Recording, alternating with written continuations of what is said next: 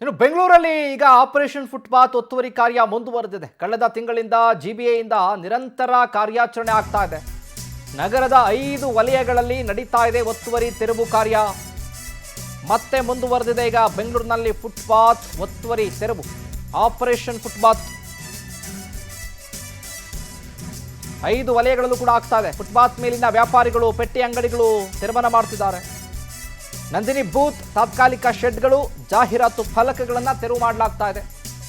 JCB ಮೂಲಕ GBA ಅಧಿಕಾರಿಗಳು ಕಾರ್ಯಾಚರಣೆಯನ್ನು ನಡೆಸ್ತಾ ಇದ್ದಾರೆ. ನಿನ್ನೆ ಬೊಮ್ಮಸಂದ್ರ, ಶಾಂತಿನಗರ, ಗಾಂಧಿನಗರ, ದೊಮ್ಮಲೂರು ಈ ಭಾಗದಲ್ಲಾಗಿದೆ. ಶಿವಾಜಿನಗರ ಸೇರಿದಂತೆ ಹಲವು ಕಡೆಗಳಲ್ಲಿ ಒತ್ತುವರಿ ತೆರವು ಕಾರ್ಯ ಆಗ್ತಾ ಇದೆ. ನೀವು ದೃಶ್ಯದಲ್ಲಿ ಗಮನಿಸ್ತಾ ಇದ್ದೀರಿ.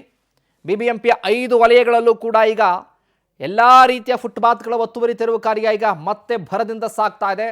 ನೆನೆಯೂ ಕೂಡ ಶಿವಾಜಿನಗರ, ಇದರ ಜೊತೆಗೆ ಶಾಂತಿನಗರ, ಗಾಂಧಿನಗರ ಈ ಭಾಗದಲ್ಲಿ ಆಗಿದೆ.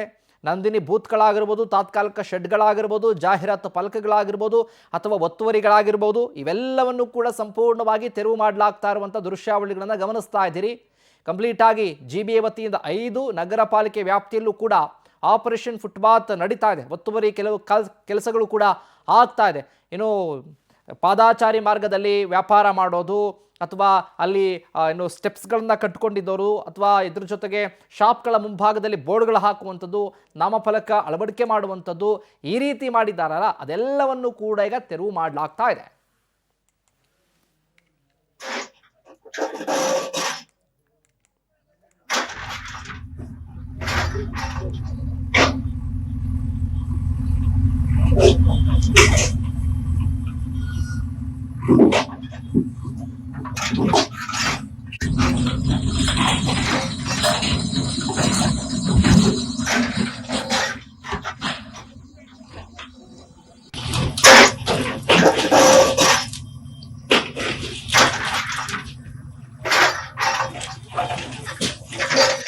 ಡಾಕ್ಟರ್